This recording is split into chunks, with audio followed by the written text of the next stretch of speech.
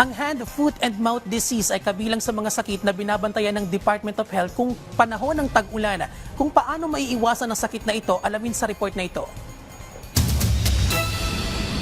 Ngayong madalas ang pag-ulan, naglipanan na naman ang iba't ibang sakit gaya ng hand, foot, and mouth disease o HFMD. Hindi maiwasang mabahala ni Nanay Eva, lalo't may maliliit siyang mga apo.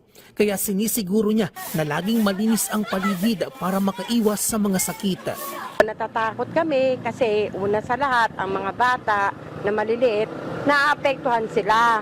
At nakakatakot din pag sila'y nagkasakit, walang pang sa gamot.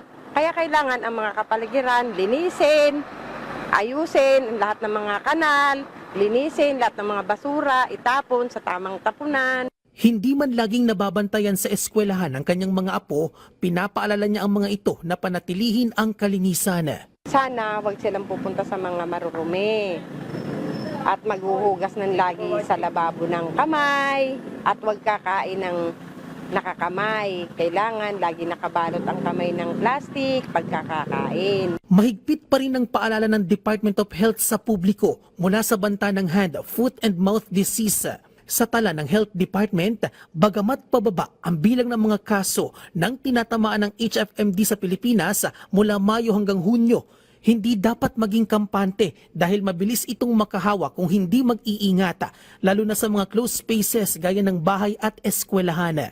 Ang HFMD ay isang nakahahawang sakit na kumakalat sa pagtalsik ng laway na may virus.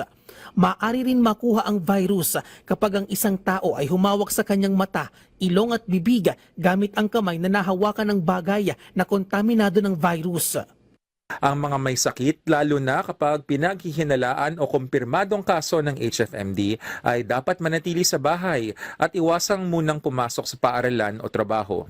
Manatili muna sa bahay ng 7 hanggang 10 araw o hanggang sa panahong mawala ang lagnat at matuyo ang mga sugat.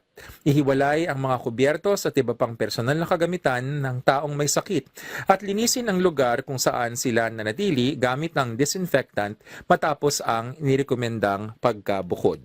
Ayon sa DOH, maaari ring magdulot ng mas malubhang komplikasyon ang hand, foot, and mouth disease gaya ng meningitis at encephalitis o pamamaga ng utak kung hindi agad ito maaagapan.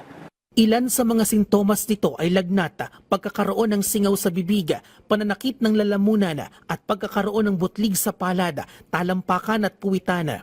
At para naman makaiwas dito ay ugaliing maghugas ng kamay, iwasang hawakan ng mukha at panatilihin ang kalinisan ng katawan at kapaligiran. Bien Manalo para sa Pambansang TV sa Bagong Pilipinas.